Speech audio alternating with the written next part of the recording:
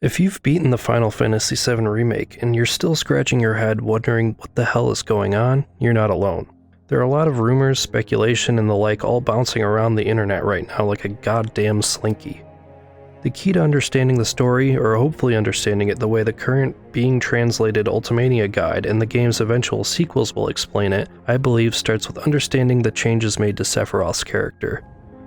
The very first thing you need to understand about Sephiroth in the remake is that he's not the same Sephiroth in the original FF7. And what the fuck? You scream to the heavens. Rather, his body is the same, floating up there in the northern crater, but his consciousness is what's being altered. When a character dies in the world of Final Fantasy VII, his body and mind disappear into what's called the life stream, which is essentially the lifeblood of the planet, that green aurora borealis shit you see in the game. That's it? No. According to the FF7 novel written by OG director Kazushige Nojima, the mind, or consciousness, can continue existing in the life stream after death up to a certain point, depending on factors that aren't entirely known. Perhaps strength of will alone is enough, while the body disappears entirely. The short chapters in the novel titled Lifestream White and Lifestream Black give insight into this idea. We are able to parse from Lifestream Black exactly what is going on in Sephiroth's mind as he floats about aimlessly. The man could sense the lifestream trying to erode his spirit, the memories of his former experiences, thoughts, and emotions. If he allowed himself be taken into the current, the being he once was would soon disseminate and disappear amongst the spirit energy circling around the planet. The man thought this unacceptable. The planet was to be his to rule, and become a part of that system would be nothing short of defeat. Rather than read the entire excerpts of Lifestream Black and White, I would suggest reading these for yourself to get a good understanding of where the story is most likely going. They're short and sweet and kind of essential to fully understanding the plot. I realize it may seem outlandish to have required reading to understand your video game, but welcome to the world of Japanese RPGs, friends. But what, you ask? Trembling, defeated, Buster Sword in hand.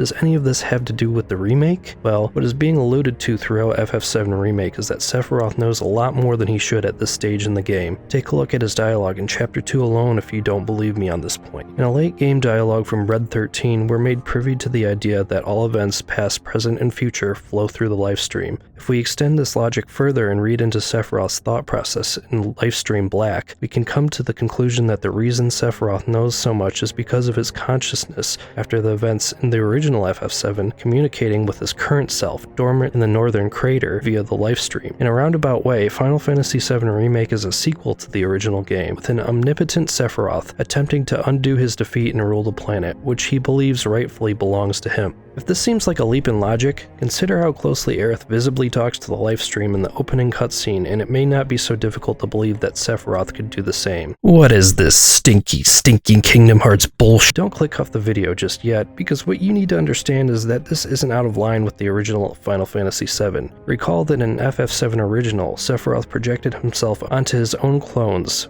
former soldiers gone mad from the Genova cells implanted within them to coerce Cloud. In this game, he does the very same, but with a lot more mindfuckery involved. The only difference here is that Sephiroth has literally transcended time to give himself knowledge he should not have. If you think that's dumb, you must hate Marvel's Infinity Saga as well, which uses much the same plot device in its final chapter. So now that you have an idea of what's going on with Sephiroth in Remake, I hope this story starts to unfold itself a little better. I won't claim that any of these ideas are fact until proven or disproven in the sequels, but it seems to coincide with what Part 1 has set up so far. I also don't want to take credit for any of these ideas, as this is merely a synthesis of the information I've been reading and watching up on in my spare time. Check out Maximilian Dude's lore run on Twitch, the Easy Allies spoilercast, the Drop Frame spoilercast, and On the Way to a Smile, the novel I previously mentioned, for more information. These sources are far more qualified to talk about this stuff than I am. I'm just an excited fan with no clout whatsoever. While I understand a lot of people's cries of false advertising and Nomurian bullshit ruining this project, I'm optimistic to see where it goes. I don't think that we'll get any crazy story subversions beyond the idea of Zack being alive in a different timeline, although I personally don't believe that he is in the current one, despite the way people are interpreting the Ultimania information. Rather, I think that this is all merely a setup for a bigger and more expanded conclusion to the game than Square Enix could breathe life to in 1997.